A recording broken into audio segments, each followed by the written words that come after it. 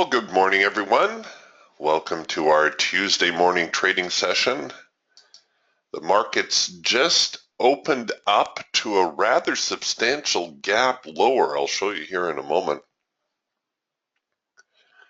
This is on the NASDAQ that we're following here on the DTS system. And you can see that the overnight, pretty steady decline for the most part. So the market left off around the 4,700 area and opening down here around 4650, give or take. That is a huge opening gap. It will be interesting to see whether the market even tries to get into that or whether it's just going to treat it like an expansion gap and just continue lower from here.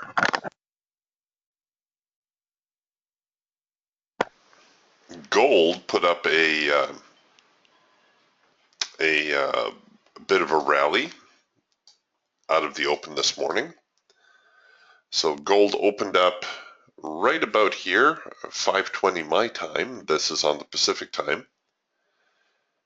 And gave us a nice rule of 3 signal. And up they go, just like that. Gold very much in a trend mode today, according to the trade forecaster. But we'll get back to gold. We'll see whether we get a subsequent signal there.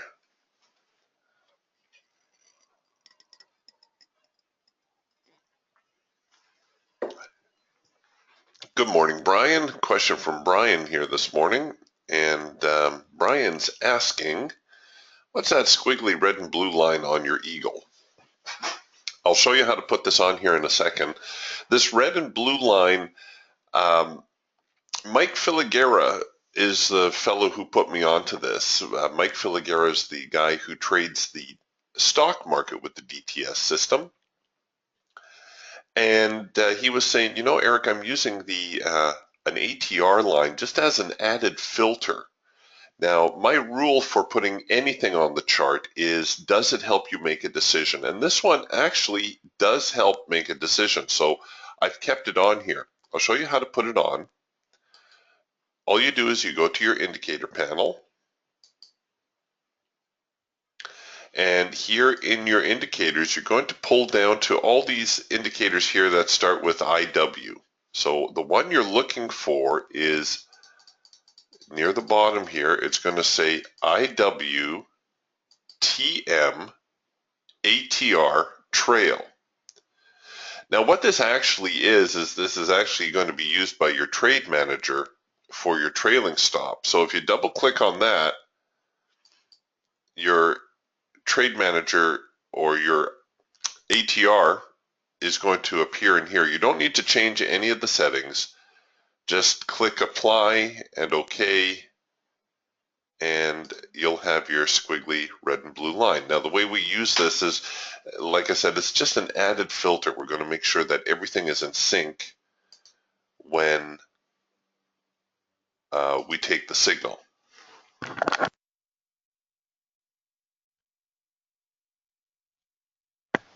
Now, Brian, you also wrote me about the double cloud on the eagle, and I might as well answer that for you right now too. Save me a little bit of typing. So let me show you here. Now I think what's happened is you're referring to the double cloud here on the Raptor. Now you can place a double cloud on the eagle if you like. So this was actually some of the Raptor owners at the Raptor forum.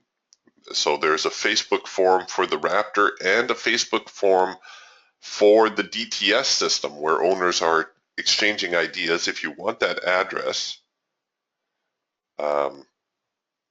just email Adam and he'll get you the link where you can join the Facebook forum. But to put the double cloud on, I'll just show you how to do it if it's something that you're interested in. And this is going to apply to the Eagle or to the Raptor, folks. So again, you're going to go to your indicator panel and you're going to find your eagle cloud. So right here. So you just double click on that, and the one cloud is already going to be set to the default settings. The second one you can make faster or slower. So let's say we're going to make this one, oh, I don't know, 10 ticks. You're going to need to change your colors so that you can tell the difference between the two clouds. So let's say we make this one Dodger blue, and we're going to make the band maybe a royal blue. And same thing, if you click apply,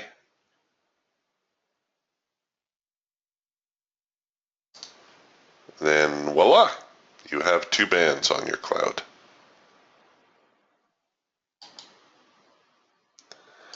But it's not necessary with the eagle.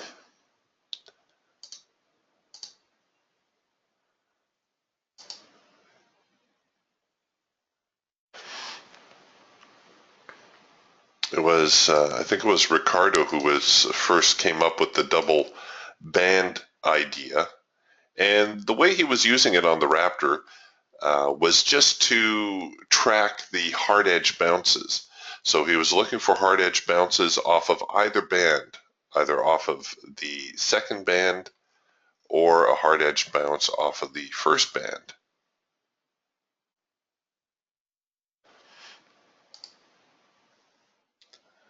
We could be on hold here for a little bit this morning. It looks like we've got a little bit of sideways channel building like this. And as you know, with sideways channels, your best course of action is to wait until we get outside of this trading range. So what we're going to look for is for the market to actually break out, retest, and then produce our signal. That's going to be our highest probability signal. Same thing to the downside. We're going to look for it to test, then come back and retest, and then we're going to look to generate a signal. Anything that you take inside this trading range, even though we are going to be generating some signals, is going to be a little bit higher risk.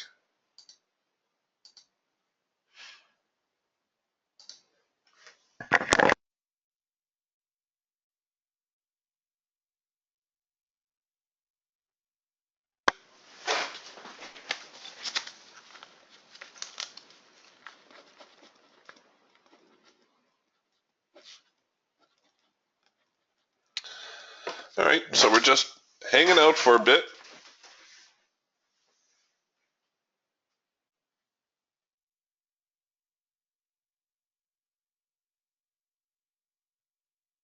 Oh, Brian asked, what's that grocery store checkout sound? Is it this one? If it is, that's my mute button. I didn't know you guys could hear that. And if it's the odd beep that you hear every once in a while, that's part of the NinjaTrader, I think. I haven't been able to isolate it. It's a little annoying, I know.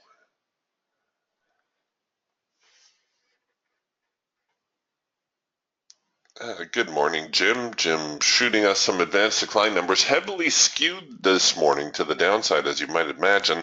Just over 300 on the buy, almost 2,400 on the sell. But don't forget, we've got a huge, huge opening gap, so that's going to affect the advanced decline numbers also.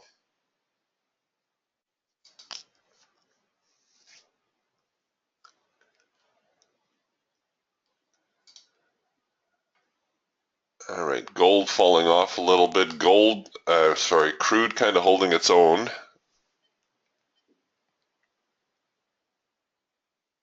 All right, here we go with the NASDAQ now. Oh, we did have a late filter entry here on the Falcon.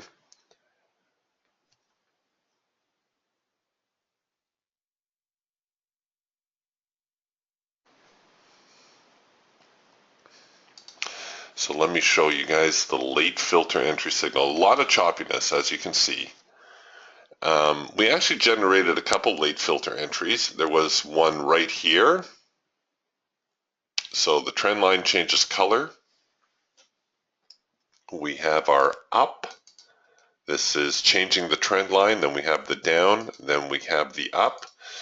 So it's a trend change signal, but it's also a late filter entry signal. You'll notice that the filter here went out of sync, came back into sync. The trend line never changed color.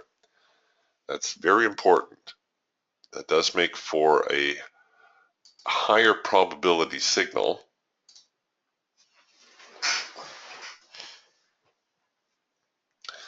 Okay, it does look like we're trying to get out of the top end of this trading range now.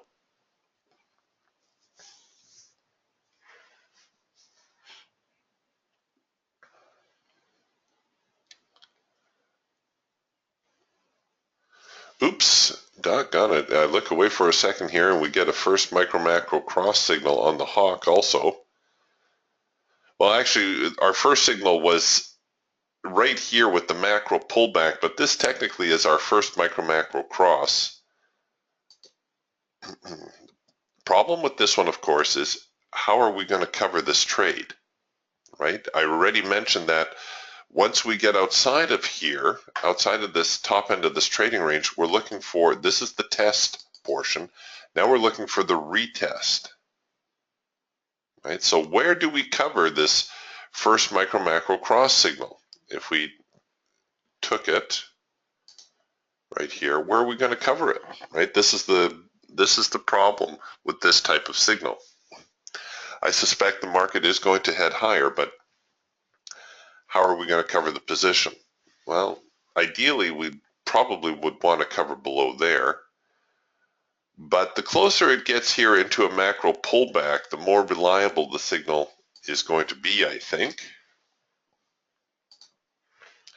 As we get back to retesting this old resistance area, which is now going to act as support, or should act as support.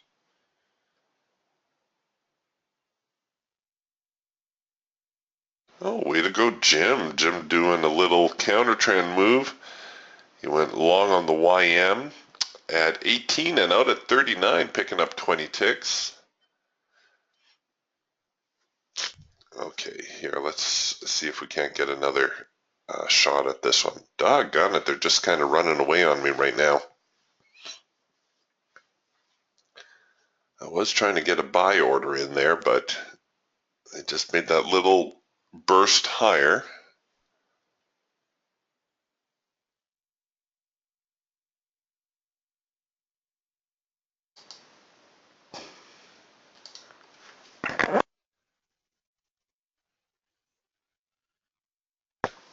The eagle about to turn over here now. And the cloud has already crossed over, so we're going to look for our trend change signal here.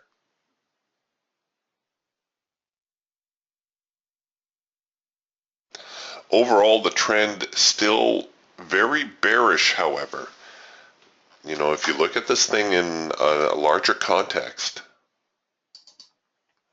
see, this almost smacks of a bear flag, doesn't it? In which case, the market may well resume the downtrend. I do believe that it will head lower today again. It's just how deep are we going to get into that gap before it does.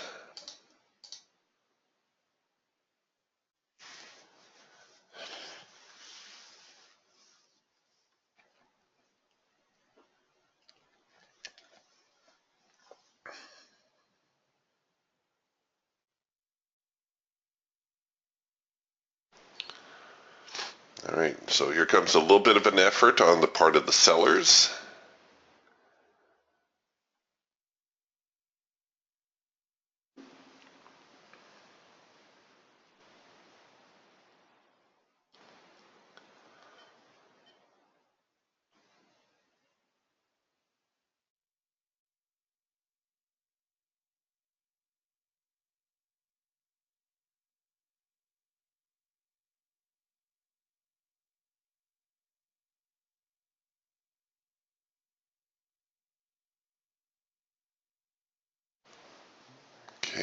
going to get a 4-arrow consolidation here in a moment on the hawk. Hey, come on, you guys, play nice.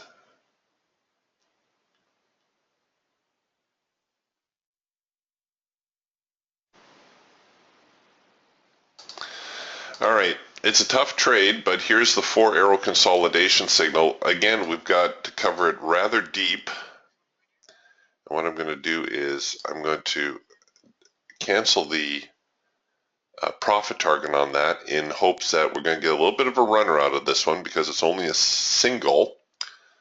Now, the 4-arrow consolidation, it happens when the market kind of hits the skids here and we start to print sideways arrows, or it's going to have a little bit of a bear flag, pardon me, a bull flag flavor where the market actually retreats this way.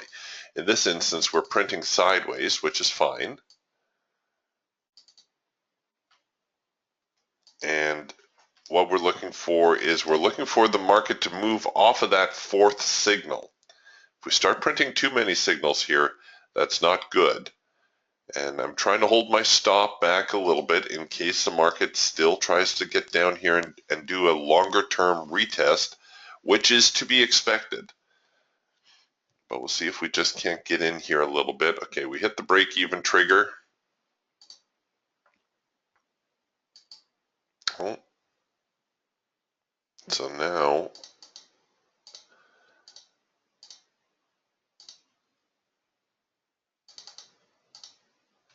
we'll hold it a couple of ticks below the low. And now we've rolled to break even, and come on, let's go. Get up there.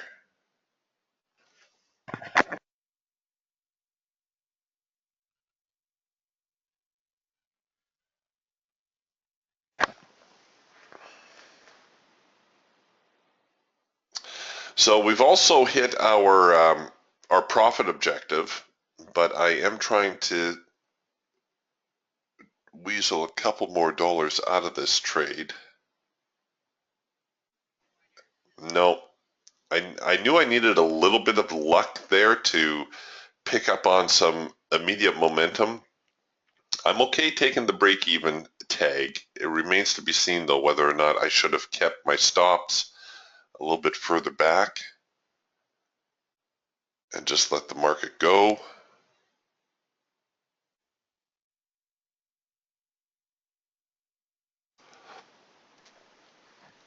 No, well, right now it looks like my stops were too tight or too quick.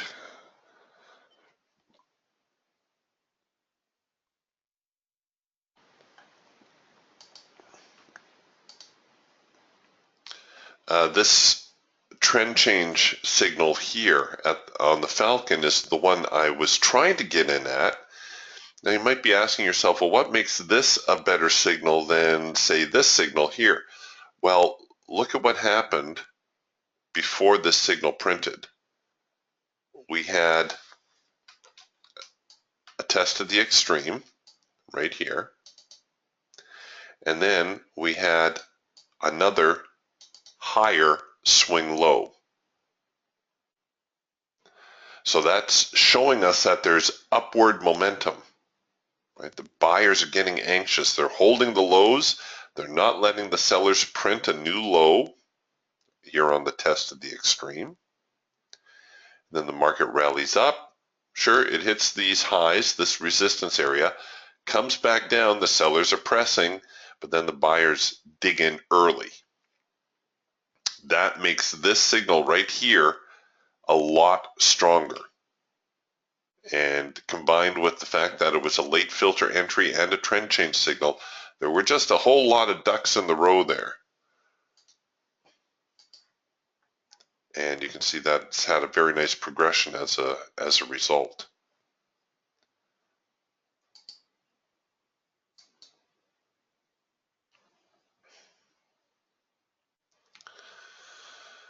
Okay, oh well, it looks like the NQ didn't travel that much further off of that 4 arrow consolidation. Now we're actually into a red bar buy signal. We should anticipate a test of the extreme here before we get the failure. We'll see if we get a red bar buy. Right now we've just got the warning dots. I may actually set up to short this. Look at all that activity on this candle right here, all that volume. Now the red bar buy, of course, you can set up to buy it,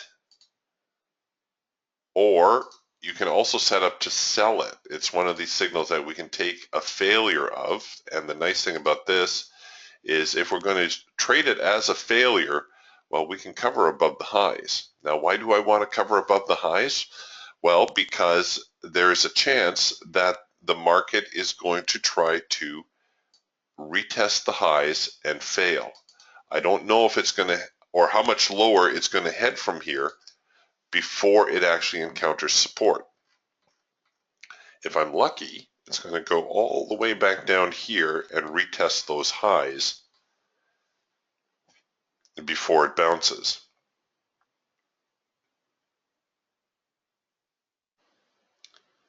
Okay, so there's a little bit of a hiccup.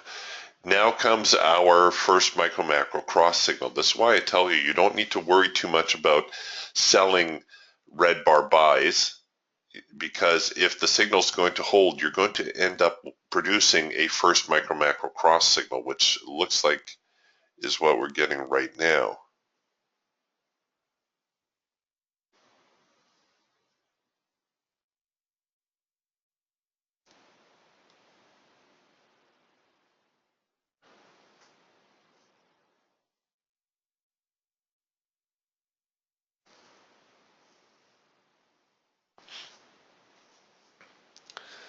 And well, actually, it looks like the first micro macro cross signal is going to print in just about the same neighborhood as we took our short.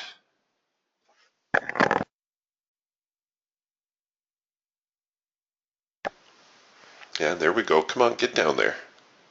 Get down there.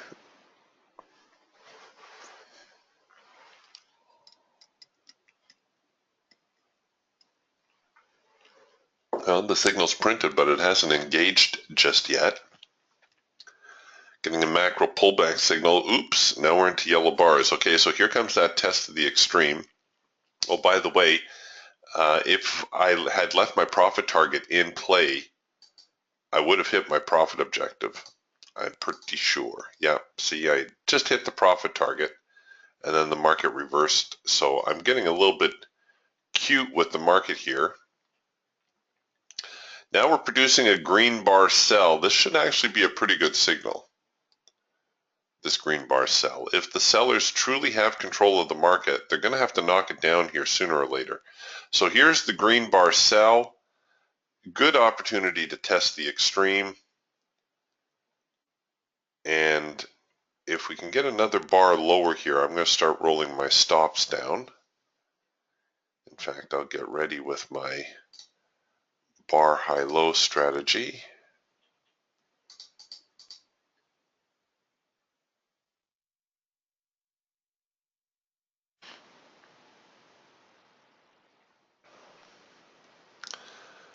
Just trying to be patient here with the market. Okay, so let's preview the bar high-low. There we go.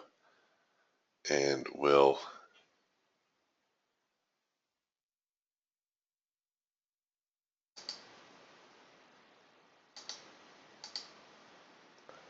come on, you guys. If we take out this low, we're going to have a little bit of room to move. See how we've got the test of the extreme now. So the big conflict down here at this 46.55 area, that's going to be a big number for the NASDAQ.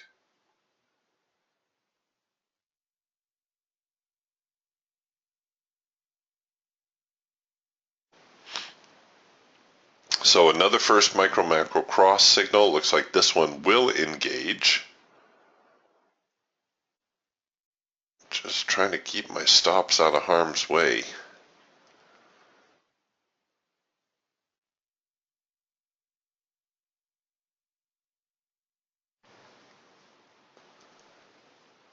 Not liking the hesitation.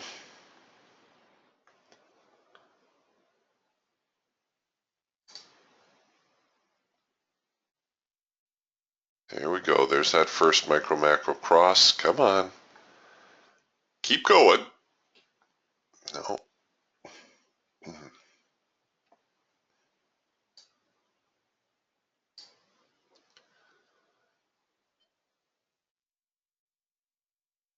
Got to see the sellers show up here soon.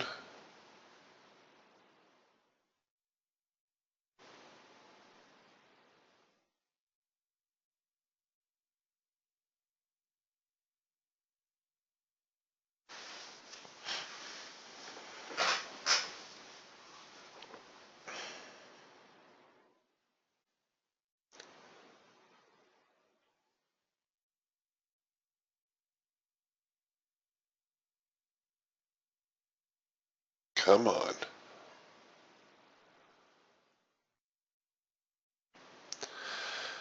So the first micro macro cross still wandering a little bit. I don't think this is going to develop into a 4-arrow consolidation. I think we're going to see this move lower here in a minute or two.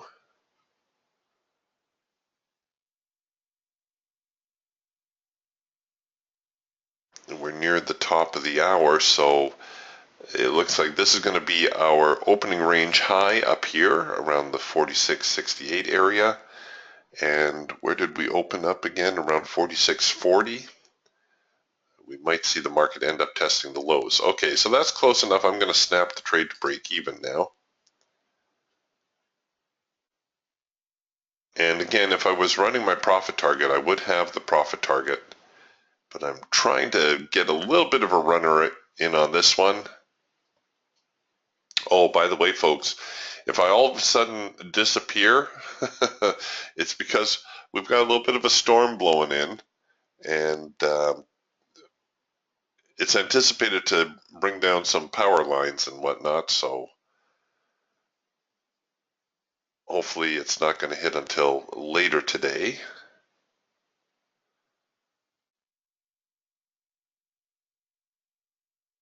All right, how are we doing with open profit? Not bad. You know, if you're trading a single contract on the hawk and you're up to around $100, 75 to $100, you're doing pretty good. You should probably take that, anticipate some sort of reaction, especially since we're back here now to this old area of support. In fact,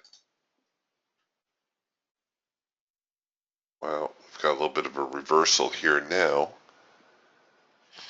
I'll hang with it a little bit longer.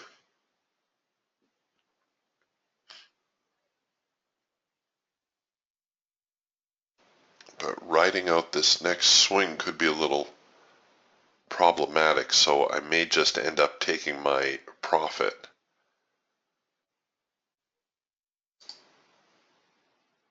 Okay, we're going to go with the bar high-low strategy now since it's a little bit more aggressive. And in fact, I think I'm going to get a lot more aggressive with it. There we go. I'm only going to give them the one bar. Because again, we're back at this zone, right? So now I'm anticipating the market to retest. And if it fails, I may as well just take my profit while I have it rather than leave all that open profit. Okay, well, there we go. So managed to nab a nice little scalp. It took a little extra work, took a little bit of patience, but this green bar sell was really the one to get in on.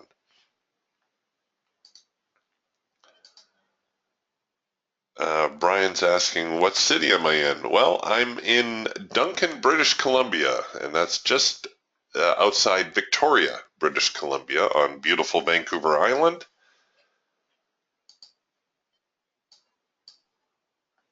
And we're getting a little bit of wet weather blowing in. Temperatures are still mild, but this time of the year it's not uncommon to see a lot of high winds and rain. Way to go, Jim. Jim knocking it out of the park this morning. 2 long trades up 110 ticks. Well done, Jim. Nicely done. Nice way to start the Tuesday.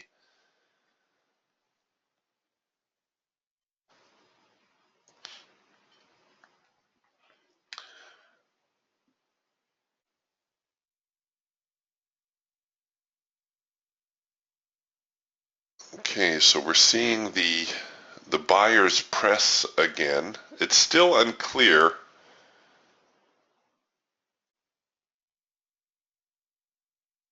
which way this market is truly heading today. It's still a little bit of a crapshoot, but we did manage to make it pay off to the short side, so I may favor the sellers, although the buyers were pretty strong to start. Good morning, Tony. Tony asks, Eric, what's the name of Jim's high-low indicator? I have it loaded, but I can't find it. It's FHH indicator, first hour high. I think that's what he labeled it.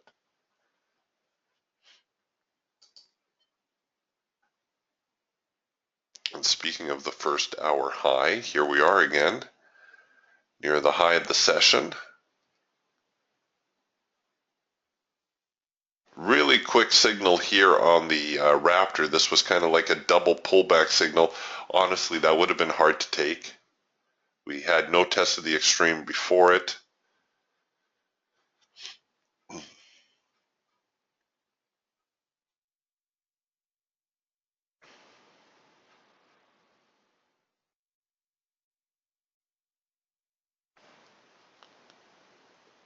And it's almost as though we're starting to establish a larger sideways range now.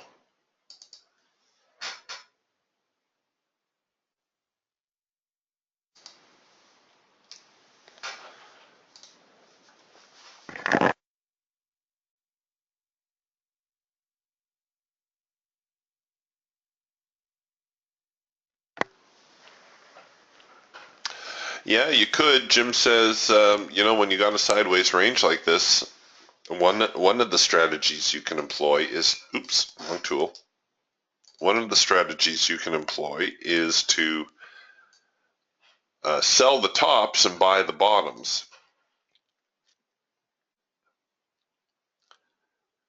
So you would throw a sell order in up here, anticipate a little bit of a retrace, throw a buy order in down here, expect the market to recover.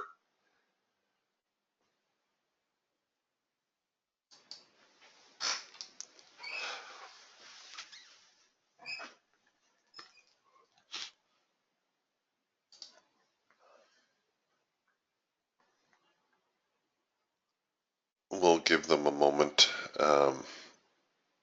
To sell something near the bottom end of the range would be a lot easier right now.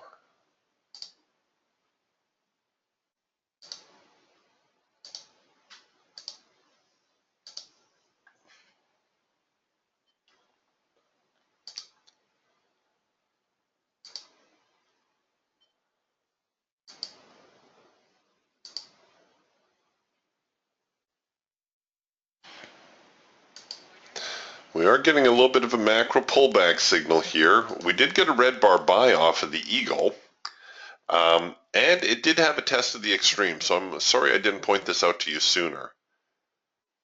I don't think we're at our profit objective yet. No, but we would have gotten up high enough probably to hit the break-even trigger. So the red bar buy is a quality signal on the Eagle. Our band has turned over here, and we're producing a red bar with a green buy signal.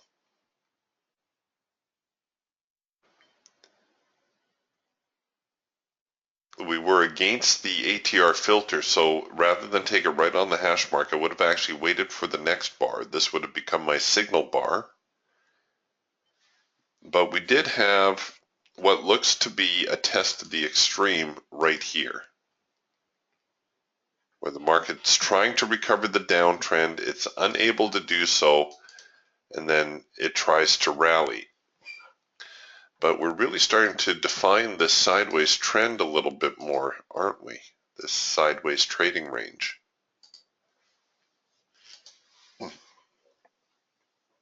Oh, here's another red bar buy on the hawk. You know, we tried to short it the last time. We can do the same this time.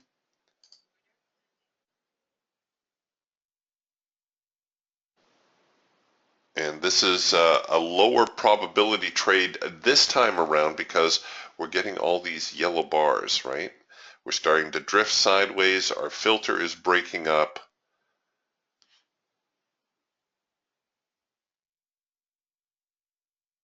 And here too, I'll see if I can't massage it a little bit further, but a breakout above this high, we're definitely going to see the market rally. Just trying to see whether they'll retest the bottom end of this short-term trading range.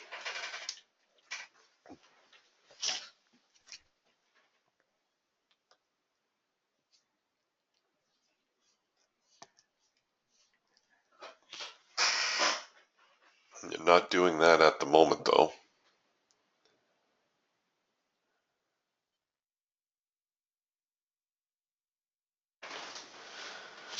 See, our trend line is starting to look a little bit like a roller coaster. You can just kind of see that sideways action, that we're not really making any progress.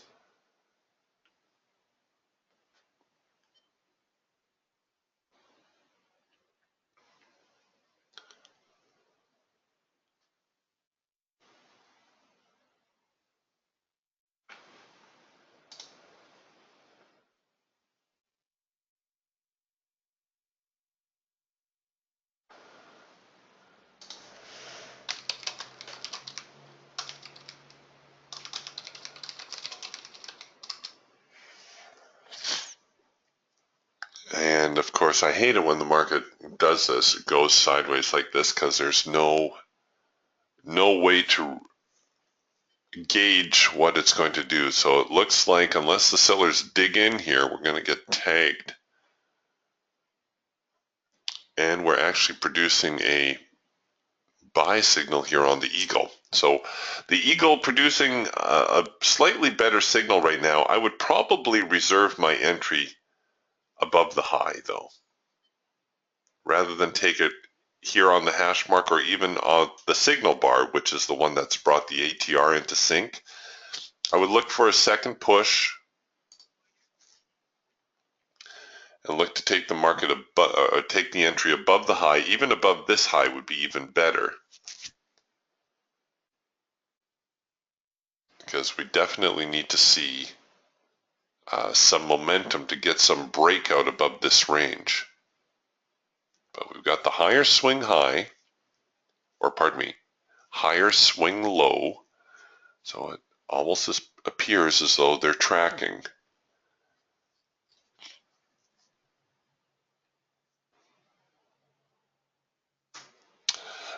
Gary asks, is your primary focus the NASDAQ? I'll look at any market you want me to look at, Gary, but dollar for dollar, I think the NASDAQ is a very good instrument. It's got good volatility to it. It's only $5 a tick, which enables you to take multiple contracts, even with a smaller account.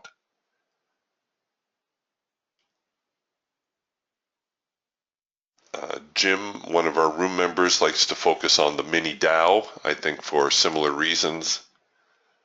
A lot of people like to trade the E-mini, but you know, at $12.50 a tick, I can take 2 NASDAQ contracts for a single E-mini contract. And depending how it's framed, I might even be able to take 3 NASDAQ contracts. And what a lot of people don't realize is that if the E-mini is going to make a $200 move, the NASDAQ and the YM, the mini Dow, are also going to make $200 moves, even though their tick values are less. So a lot of times there's not a lot of advantage to trading something like the E-mini. Even though I know it's sexier, a lot more volume in it, it's not necessarily got any advantage to it other than that. But yeah, if you want me to focus on another market here for you, by all means, just ask. I've got gold and crude up on my other chart. I've been focusing a lot here on the NQ this morning. It looks like we're going to drift away from this order, so I'm going to cancel that now. But gold has been a little bit more cooperative this morning. So a nice little trend change signal here on the Falcon, and just look at that progression lower. Just a huge move lower on gold. Let's just see for kicks what this type of trade would have been. So a nice trend change. Tested the extreme up here. We're able to cover it above the high. And I'm just curious where we're trading at now. Let's say our stops we're running an ATR stop. See, that's like $1,000 move on gold. Would our ATR hold us in? No, we would have been stopped there. We'd have to give it just a little bit more elbow room. No, even so, they would have still tagged us there. We would have had to look at a re-entry. But regardless, whether you managed to trail the stop all the way down here, or even if you got tagged here, still a very, very nice move. Or sorry, that's $1,000 move on 2 contracts. So a $500 move in gold per contract. Still a very solid setup, a very solid move. So gold recovering pretty much those early morning gains and right back now to where they started.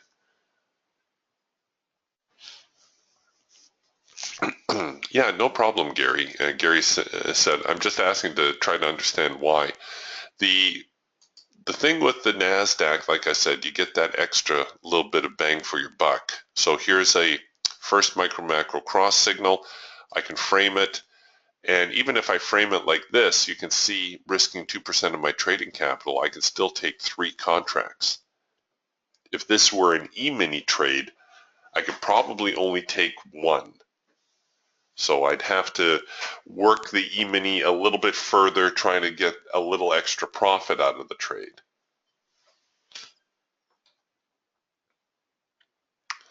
So it looks like this first micro macro cross is going to fall off nicely. Just kiss the profit target there. I don't think that would have been enough to get us out.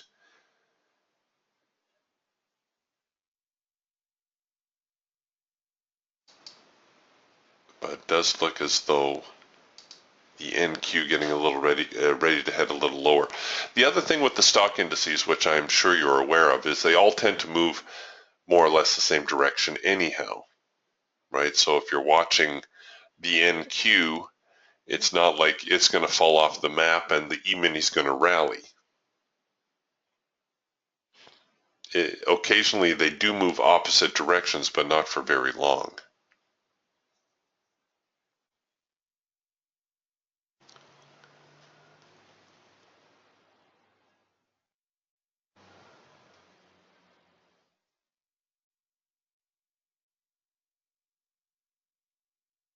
Okay, folks.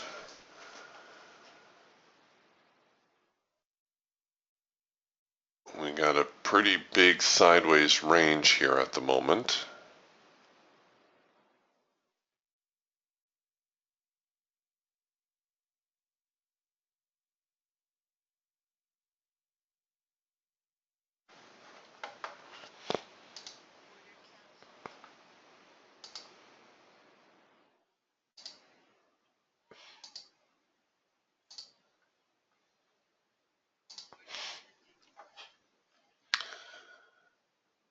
Okay, into a macro pullback, but it's turned into yellow bars, which is not good. We are getting some volume coming in here. You can see by the width of the bars, there's a lot of activity going on here at the moment.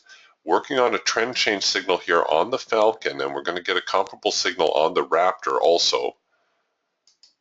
So we've got our warning dot. Oh, not quite ready for us yet. There it is. There's the signal. So I'm going to cover the trade, throw the short in there, and we're going to get a signal here on the Raptor in a moment. Maybe. We could just, I could set up the Raptor just to sell below the low also. Just take this signal right down there. And the eagle very, very sideways here at the moment. Just about to turn over, 1, 2, almost have a rule of 3 signal here on the eagle. Oh, there they go. They're going to try to print a rule of 3. I'll explain that to you in just a second. Okay, so the rule of 3 is probably going to print right there. Now, the rule of 3 signal is when you have in this case, a bullish band, and you start printing counter trend signals. So we're printing one signal here, here's signal 2. I can tell from the triangle, the hash mark, and the warning dot that if this signal prints, we're going to get signal number 3 right down here. Why is that significant? Well, the rule of 3 typically occurs when the market changes direction. All right, so there we go. There's our 3rd signal. But it's very important that the rule of 3 be preceded by a test of the extreme. So we've got a test of the extreme right here. There's the failure. And now the market's going to try to press lower. It's at least going to try to press down here. We'll see if we can't take it a little bit lower. So it sounds like we just hit our Falcon profit target as we're trading down here at the low now. And I'm going to let it react to these lows. I'm going to try to be patient with my stop. If we can break down through here, then I'm going to start looking at doing something with my stops. Brian's asking, can you have a look at crude oil? Absolutely, Brian. Let's bring crude oil over here. Okay, we'll just let these guys run here for a moment. And I suppose I should turn a stop on here on my Raptor trade. That would be a good idea, wouldn't it?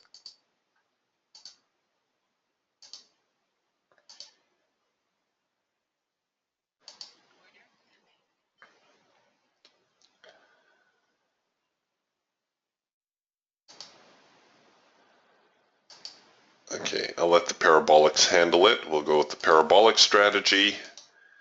And same thing here now on the Eagle. I'm going to run the parabolic strategy.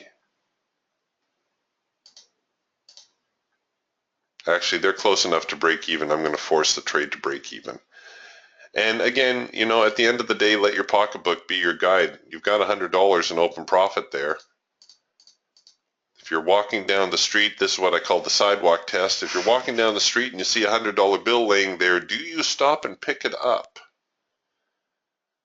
If the answer is yes, there's a $100 bill right there. Okay, let's take a look at what's going on in crude oil here. Crude oil flip-flopping a little bit. Here's crude oil now on the hawk.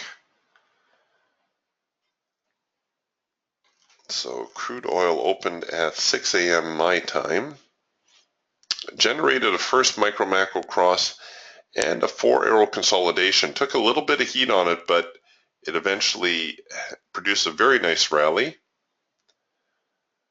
3-arrow consolidation here. I know with the crude oil, typically we'll take that signal off the 3rd arrow because crude oil tends to move a little bit sooner, a little bit more volatile, usually. Also produced the first a macro pullback signal. It hit the profit target, but no more follow through than that, a little bit of a decline. And now they're struggling. So here on the hawk, we're getting a lot of sideways action. We're getting a lot of yellow bars cropping up, and that's going to be just showing the neutrality of the market. What I would be looking for now is for this to develop into a first micro macro cross lower, which should be a good shorting opportunity in crude. So right now, crude looking a little bit more bearish, at least according to the hawk. Let's take a look here on the Falcon. We're getting ready for a crude oil signal actually on the Falcon. So a nice little trend change signal here on the Falcon now. So let me just highlight this for you. The trend change signal occurs when we get the trend line changing color. So it's going from green to red, and we have this down portion. This is the part that changed the trend line color. Then we have the up. Now we come back with the down, and we're producing a signal here to short. Now, unfortunately with crude oil, the problem I have with crude oil is covering the trade. Ideally, I'd like to cover the trade up there, but trade manager says, no, sorry, Eric.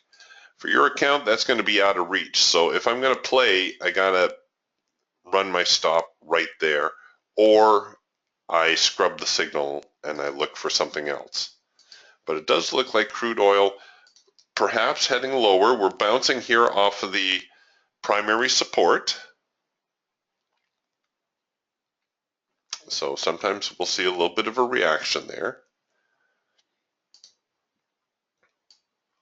So we'll put the crude oil Falcon away, and now here's crude oil on the Eagle. And again, if you look at the larger context, the market very much in a downtrend, so you need to be a little suspect of any buy signals that are coming in such a strong downtrend. The market is just huge to the downside. If you think the sellers are just going to walk away because the buyers flash a buy signal, think again. So we're producing a green bar sell, even though technically the band is bullish, it's just barely bullish. The market traded a couple ticks too high here, and that was enough to flip the band over, but we're actually producing a green bar sell, and this could be your signal bar right here. But same problem, you know, how do I cover that trade with my itty bitty account? I'd have to cover it right about there.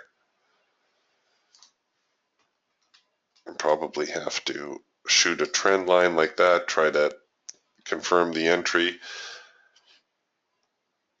So the green bar sell, green bars, but we're producing a sell signal. These tend to develop near the hard edge. Here is another green bar sell right over here. This much better quality. This one is textbook. Market is in a downtrend, drifts into the hard edge, produces a green bar with a sell signal. Very high quality trade. Like I said, this one practically a textbook setup. And then if you encounter a market in an uptrend, you would get the opposite. You would get that red bar buy. So here's another couple green bar sells that produced on the crude oil Eagle. Well, here I'll scrub the order so you can see it better. So here's another green bar sell, two of them back to back. Here is a rule of three, but you're saying, well, wait a minute, Eric, there's only two signals which are counter trend. Yes, that is true. The rule of three is not carved in stone that you need three signals. Sometimes it will be a rule of two, sometimes it will be a rule of four. Most times you'll get three signals, but the all-important cue is this test of the extreme. Once I had that test of the extreme and the market flashes another signal, I would have either entered here or I would have put a sell order below the low. And then you can see you got some nice progression. Now you can use, because the rule of three is a counter trend signal, you can always use it as an early warning. You can see that you got your with trend signal a few bars later. But once you get that test of the extreme, you can have a reasonable amount of confidence that the market is going to start moving the opposite direction.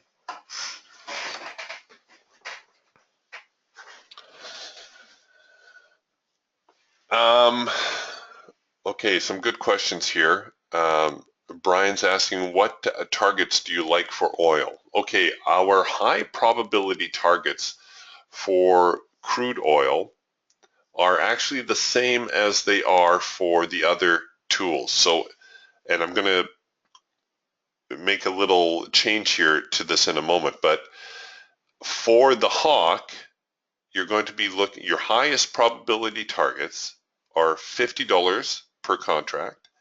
For the Falcon and the Raptor, it's $100 per contract, and for the Eagle, it's $200 per contract. But because crude oil is crude oil and it tends to be more volatile and tends to move a little bit further, I tend to double the profit targets. So in other words, I'm going to have a $100 Hawk, $200 Falcon and Raptor, and $400 Eagle. So let's take a look here. If we had taken this trade right here, you can see crude oil quite easily hit our high probability target. If you've been trading crude for any time at all, you're probably aware that crude oil typically will make a $1,000 range in a day. It typically makes a 100 tick move, anywhere from 90 to 100 ticks. That's a typical range in crude oil. Now, it's been trending extremely well the last couple of days, but if you go back here to a day like this, let's see, did we hit our high probability target there? Oh, just came up short. Well, that was actually a counter trend signal. Let's see if we got the green bar sell here. Aha, okay, there you go. So off of this green bar sell, we got the high probability target and then the market turned. This is why we have these high probability targets, because they'll get you out with profit most of the time before the market reverses. Now, if you're able to have a runner in play, then by all means, if you're able to trade 2 contracts on crude, take profit on one, leave a runner in so that in case the market does, in case you're in that leg that the market is actually going to make that $1,000 move, well, you'll be able to capture more of that open profit.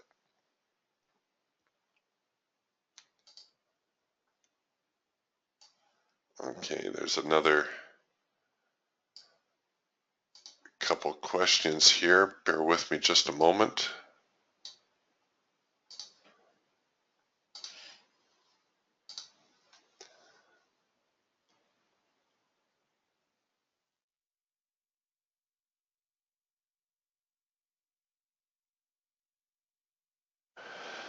Okay, a good question here from Gary. Oh yeah, so Brian says, so 10, 20, and 40 ticks. Yes. 10 ticks on the Hawk, 20 on the Raptor and Falcon, and 40 on the Eagle. Okay, it looks like we found our profit targets across the board. Hooray for us. So nice little move lower on the NQ. Okay, so Gary's asking, I was doing some back testing comparing the Hawk to the Raptor trading bonds. It appears that the Hawk is better because the Raptor's stops are so rich and the Hawk is better suited to the market. Your comments? It could be. I haven't tested it myself. With the Raptor, you need to realize because it's a blend, it's not necessarily going to be as efficient a scalping tool as the Hawk. That's not to say we don't get quality signals with the Raptor. We do, but the signals are different. They're generated on a different criteria than the criteria used for the Hawk. Regarding the stops, I strongly encourage you to set your stops to a certain percentage of your trading capital. So what that does is it doesn't matter then whether your stop is very tight, notice the risk amount, or whether your stop is very loose, notice the risk amount. It's still about the same, right? But here I have a very loose stop, here I have a very tight stop. Which trade is most likely to get stopped out? Well, of course, this one right here, the one with the tight stop. But if you're risking the same amount of money, why would you not run a looser stop? Why would you not keep your stop as far back as possible? What is changing, however, is your quantity. And when you're trading a market like the bonds at 31.25 a tick, it adds up really fast. Now, when I was trading the bonds, I was an extreme scalper. I was in and out for 3 ticks. One went to the broker in the exchange and the other 2 came to me. But the bonds are a very unique market in that respect. The hawk for scalping, I think, is an extraordinary tool. So it doesn't surprise me that if you're taking kind of the scalp mentality, that the hawk is outproducing the raptor in that respect.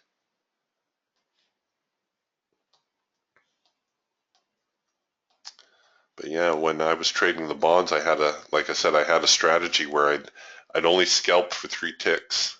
Just get in, get out. See you later.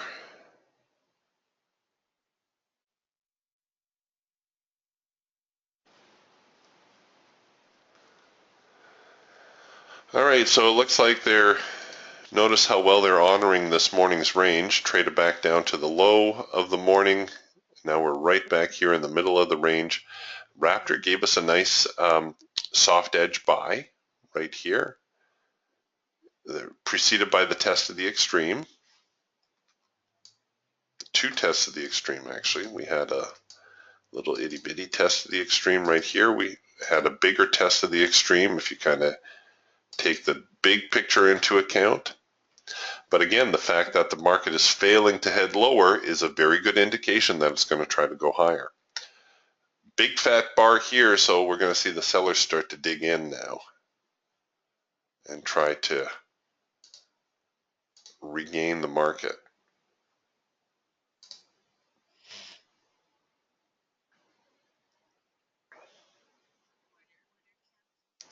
So they're kind of funny this morning, bouncing around a little.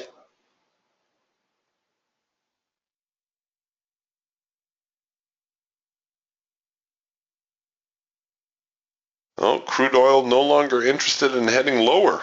So a nice little, how I was looking here, explaining the possible green bar sell. They came right back and they're continuing to hold this bullish pattern.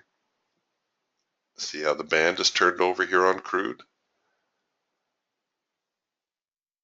So we're going to come back here. We're going to test the support on the band again and likely print a buy signal if in fact they're serious about pressing higher.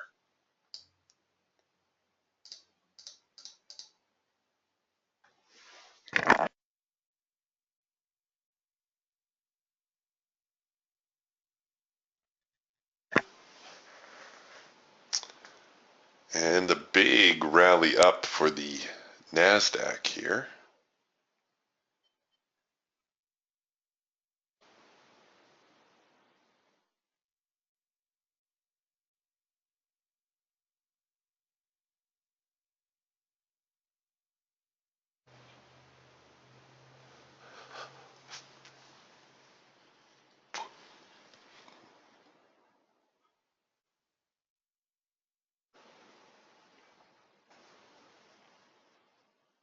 Okay, well, we're just kind of in a holding pattern right now. So we can see what gives.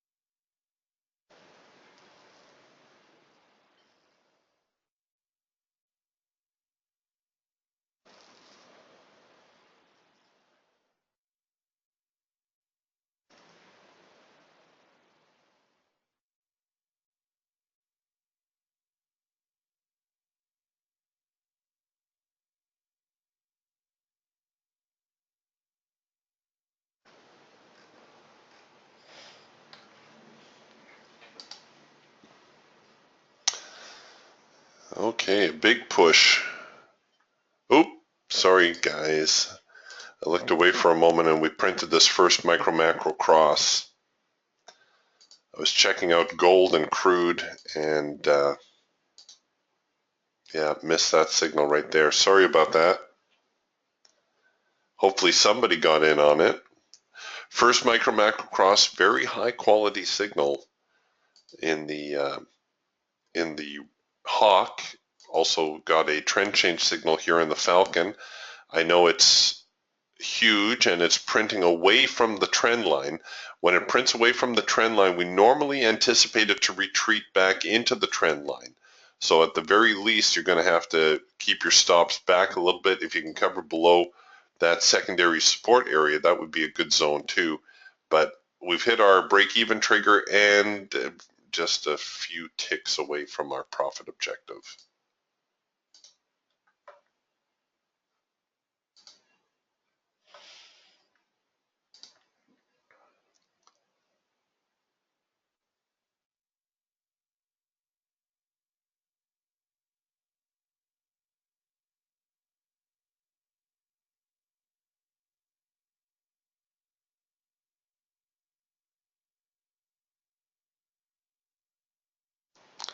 Okay, good question here from Tony. Tony says, I didn't take the first micro macro cross because it was so far away. The market moved so fast.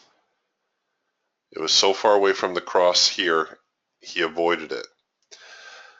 Now this is tough. It really is, and you shouldn't beat yourself up if you passed on it. There's two ways of thinking about this.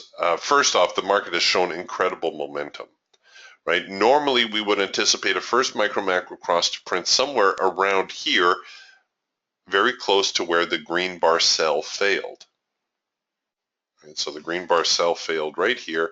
This was actually the impetus for the market taking off so quickly. It took out all these sellers here. Obviously, the sellers were pretty thick at this level.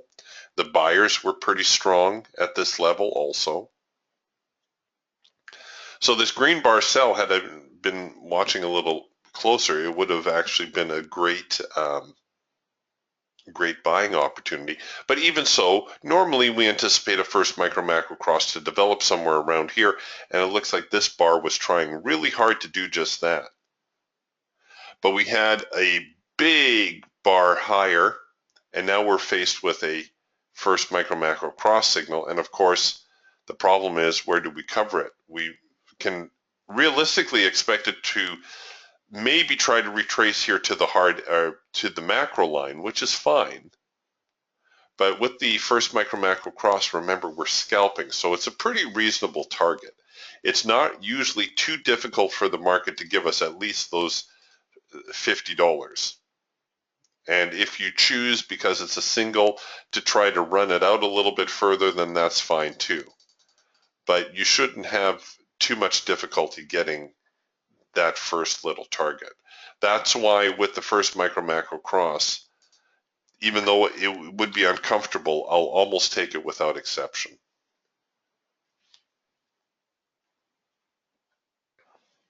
But I know it's scary looking when you see that huge rally up and you're thinking, wow, it's going to retrace back, it's going to stop me out. Just try to keep your stops back as far as you can and try to at least scalp out that target. Try to take something out of there.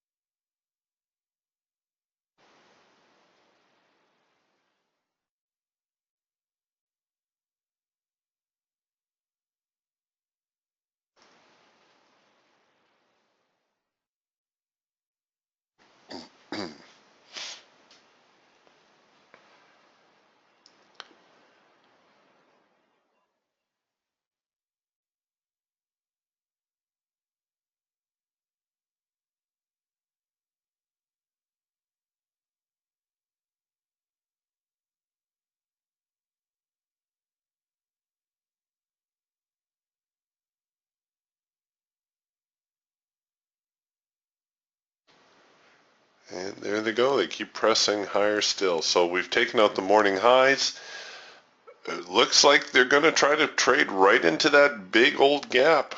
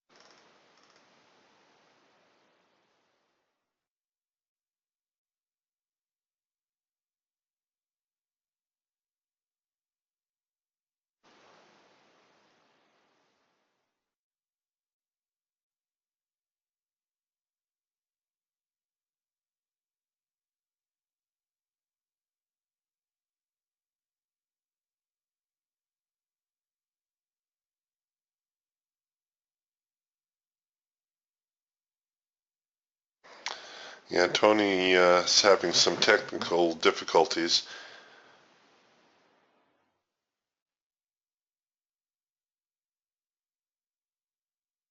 Yeah, email Ben. What Tony's getting at is his dynamic equivolume bars aren't displaying. So if you have the dynamic equivolume bars from Indicator Warehouse, you go here to the data series, and it will be in the chart style dropdown. Sometimes, Tony, all you need to do is restart Ninja. So try that first, because that will be the first thing Ben will tell you to do. Did you restart NinjaTrader? I did the same thing. I emailed him and I said, they're not working. And he said, did you restart Ninja? I said, no. He said, restart Ninja, then call me back. And of course it worked.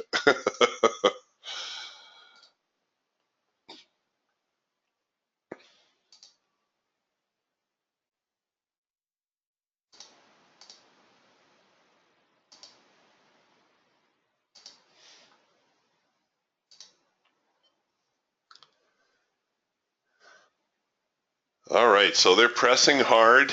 Not much we can do if you didn't get in earlier. There's no point in jumping on board now because we don't know where this ride is going to stop. So we just got to hang tough here for a moment.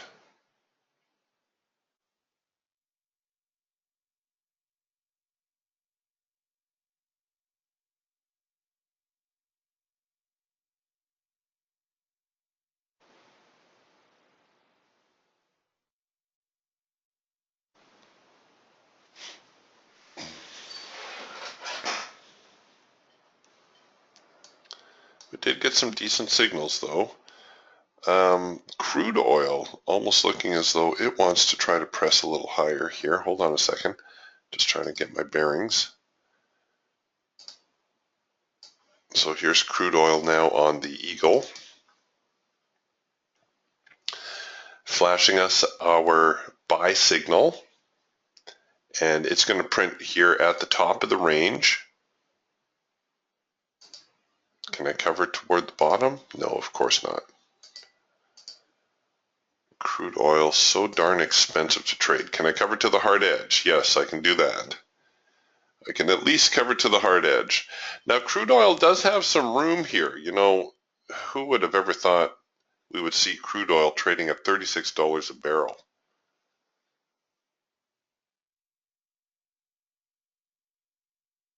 That's just craziness. So they've got some room here. Something around $40 a barrel right now would seem to be a slightly more comfortable price for crude.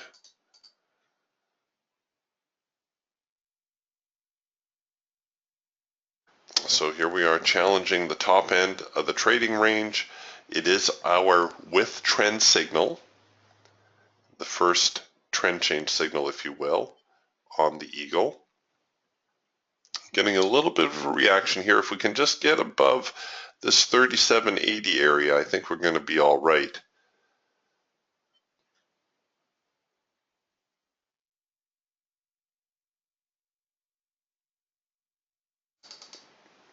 Okay, so we'll put that here on the shelf.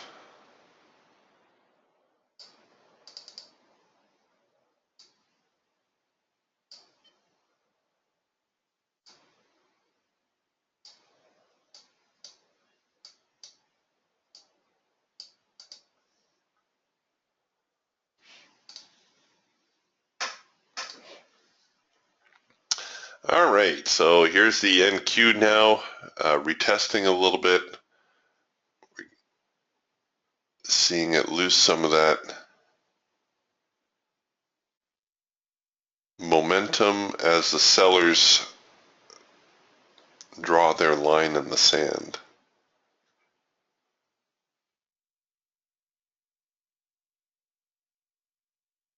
But a lot of buying going on there in the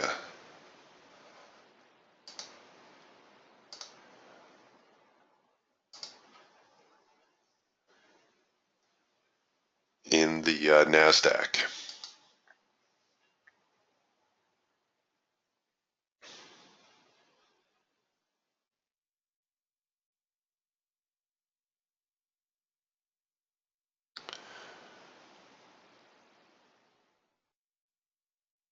Crude oil trying to press a little higher, getting a little bit of a rally going on there now.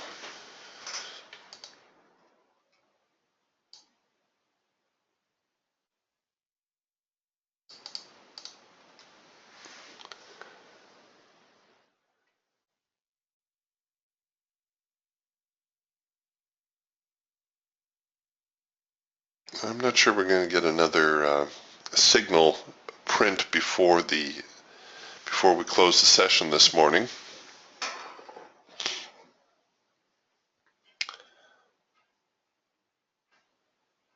But the market definitely bullish. Here's another late filter entry signal. I'm going to show it to you, but it's one of these that I'm going to be squirming in my seat a little bit. So the late filter entry, again, high probability signal, but the problem is, we've come up a long ways here, and will the market have enough in it to reach the next profit target?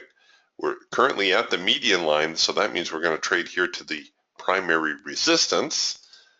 I would much rather see the market reset a little bit first, and I'm trying hard to stay on the right side of the trade here.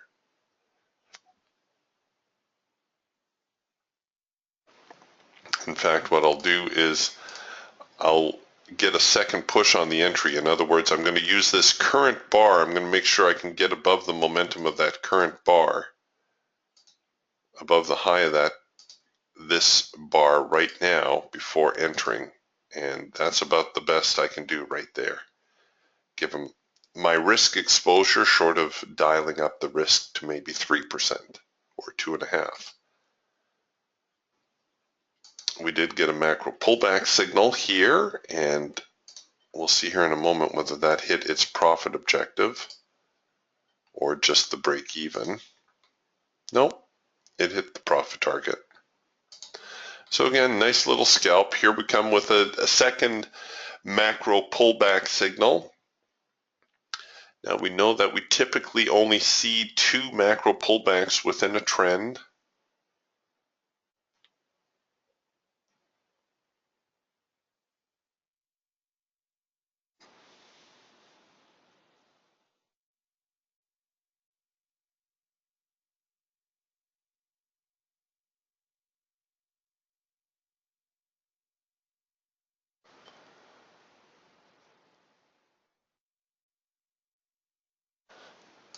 Okay, we'll throw that up on the shelf for now.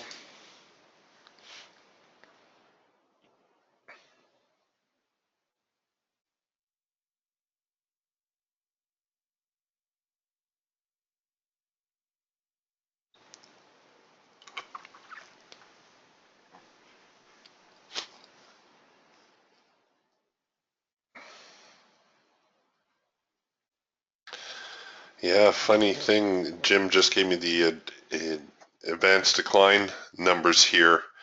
We've got 650 on the buy, 2200 on the sell, so extremely bearish, and yet the market's still rallying, or put in a very strong rally.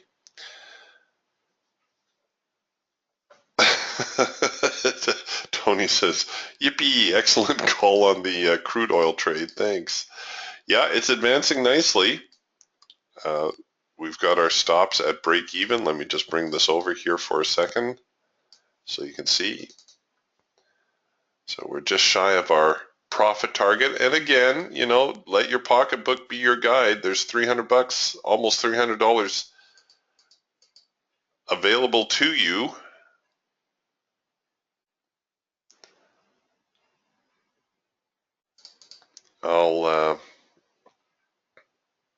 I'll share a story with you, which some of you have heard already, but for the benefit of the new folks in the room, this will be a good way to close out today's session. I met a fellow day trader here on Vancouver Island. I didn't know he was a day trader, just happened to meet him, and I could tell by the paraphernalia around his desk that he was obviously involved in trading. And, you know, from the look of the surroundings, he was doing pretty well for himself. And so I asked him, and he said, yes, he's a day trader, and we got talking about trading and whatnot. And of course, inevitably, you start talking about signal generation and that type of thing. And he was a little reluctant to tell me, but no word of a lie, he generates his signals by how the chart makes him feel. I think he figures he's part clairvoyant or psychic or something. But at any rate, no word of lie. If it looked like he should buy that particular stock, he would buy that stock. And there were only 6 or 7 stocks that he was following. And he was actually trading some money for friends and whatnot. So, you know, he was doing pretty well. And of course, I was a little skeptical of him buying stocks about how he felt about the chart until I saw how he managed the trade. He says what he asks his friends is, if we have $50 in profit, do you want me to take the profit, or if there's a chance we can make $200 on the trade, should I hold out for the $200? And of course, most of his friends answered, well, hold out for the $200. And he said, that's the wrong answer. The wrong answer. You should always take the $50. And, you know, his money management skills were second to none. And it's that type of attitude that made him successful. Yeah, he had, you know, $200 winners. He had $1,000 winners. But the fact that he wasn't greedy just played so well into his trading strategy. You should always have, you know, a point where you say, this is enough, I'm going to take the profit, and never ever let, you know, all that open profit disappear. If you're up, like on our crude trade, it looks like we got up to about $380, so just a couple of ticks shy of our $400 target. Why would you not at least punch out of that trade with 300 bucks? If it goes on to hit the $400 target, so what? You don't know that, right? Nobody knows. We all have our best guess. We all have our tools and our strategies and whatnot, but really at the end of the day, all we have is the profit that we choose to take. So on that note, we're going to close up the trading room for today. Remember, tomorrow is the open house room, so we're going to meet at the alternate venue. All right, you guys, I will see you then. Talk to you later. Bye for now.